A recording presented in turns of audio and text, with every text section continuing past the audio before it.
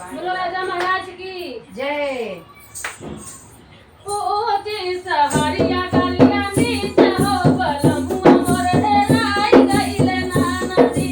ओ जी सहरिया गलिया नीच हो बलमुआ मोर हेराई गइले नाना जी। बलमुआ मोर हेराई गे बलमुआ मोर हेराई गे बलमुआ मोर हेराई गइले नाना जी।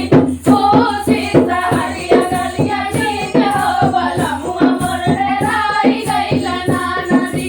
ओ जी सहरिया गलिया नीच हो बलमुआ मोर हेराई गइले नाना जी। जाऊ माही जानती हो राजा मोर हेराई है। जाऊ हम जानती हो राजा मोर हेराई है। जाऊ माही जानती हो सैया मोर हेराई है।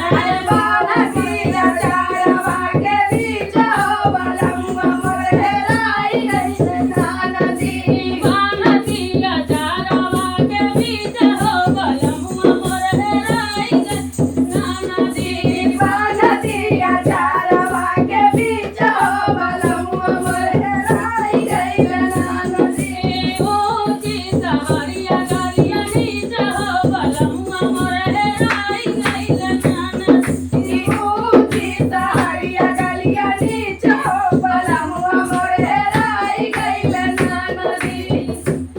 हेराई गइले नाना जी। हेराई गइले नाना जी। हेराई गइले नाना जी। ओ जी सहरिया गलिया नीच हो बलमुआ मोर हेराई गइले नाना जी। ओ जी सहरिया गलिया नीच हो बलमुआ मोर हेराई गइले। जाऊ हम जानती हो राजा मोर हेराई है। जाऊ माही जानती हो राजा मोर हेराई है। राखती हो बाहिया के बीच हो बलमुआ मोर हेराई गइले नाना जी। राखती में बाहिया के बीच हो बलमुआ मोर हेराई गइले नाना जी। ओ जी सहरिया गलिया नीच हो बलमुआ मोर गइले नाना जी। सहरिया गलिया नीच हो बलमुआ मोर हेराई गइले नाना जी। हेराई गइले नाना जी। हेराई गइले नाना जी। हेराई गइले नाना जी। ओ जी सहरिया गलिया नीच हो बलमुआ मोर हेराई गइले नाना जी।